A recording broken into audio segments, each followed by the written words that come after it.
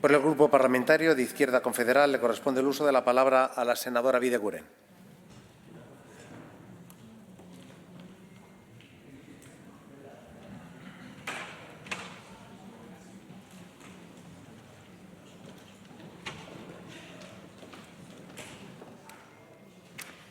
Senatari jaun-andreok, emakumeak emakume izateagatik pairatzen duen biolentzia eta diskriminazioa oraindik arlo eta egoera askotan ikus genezake jendartean. Aurrera pausuak egon dira jakina, baina asko daukagu egiteko eta garrantzitsua da gogora ekartzea eta ekintza politikoan aurrera egitea bereziki atzera egiteko arriskuak dauden momentu honetan. Besteak beste, Alderdi Sozialistak planteaturiko mozioan aurkezten den bezala, sexu eta ugalketa eskubidei dagokionez emakume eta batez ere emakume gazteek hainbat eragozpen pairatzen dituzte oraindik. Iaz, Europako herrialdeetan aurrera eramaten ari den sexu eta ugalketa eskubidei buruzko politikak ebaluatu ziren eta Estatu Espainola 15. postuan gelditu zen. Txosten honetan azpimarratzen da, besteak beste, gazteentzako ez dela babes berezirik eskaintzen beraiek dituzten antisorgailu beharrizanak asetzeko. Beraz, argi dago, estaldura publikoa hobetu behar dela antisorgailuei dagokionez. Eta ez hori bakarrik, honekin batera, hain mingarriak ez diren metodoak lortzeko ikerketan baliabide gehiago inbertitu behar da, eta oso garrantzitsua da informazio eta heziketa sexuala hobetzea. Argi dago, ezin dela utzi, sare sozialetan aurkitzen den biolentziaz beteriko informazioaren esku gazteen eta ez hain gazteen heziketa sexuala.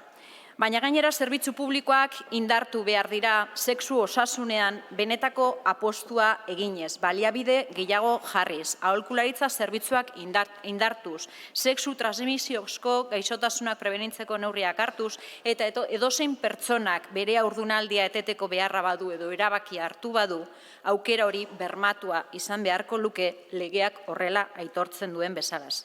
Beraz, Alderdi Sozialistak planteatzen duen ekimenarekin bat egiten dugu. Beti ere, administrazio bakoitzaren eskumenak errespetatuz, eta hori bai, lehenengo puntuan territorio nazionaletaz hitz egiten da, eta gogorarazi nahi nioke Somalo Andereari estatu mailan nazio bat baino gehiago daukagula errealitatea hori dela eta kontuan hartzeko hurrengo proposamenetan.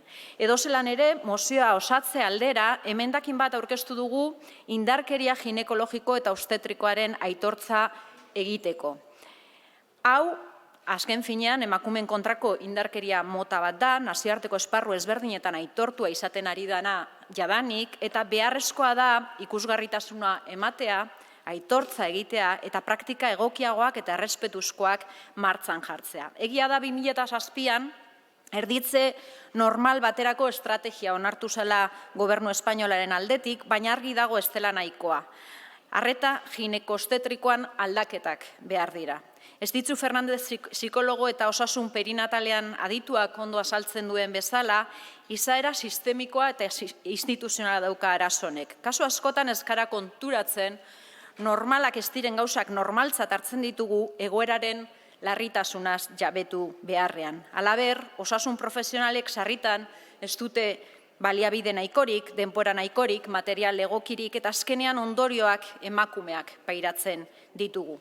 Beraz, ez dugu inor kriminalizatu behar, baina onartu behar dugu biolentzia mota hau existitzen dela. Azken finean gizarte matxista eta patriarkal baten ondorioak direla eta gainditu behar ditugula. Emakumearen aurkako diskriminazioa ezabatzeko Nazio Batuen batzordeak 3 aldiz egotzi dio erditzen izandako indarkeria obstetrikoaren erantzukizuna Espainiar Estatuari. Kasu horietariko bat, Naia Alkorta gipuzkoarrarena izan da. Naiak bere liburuan kontatzen digu berak izan duen erditze traumatikoa eta ondoren 10 urte luzez izandako ibilbide judizial nekagarria.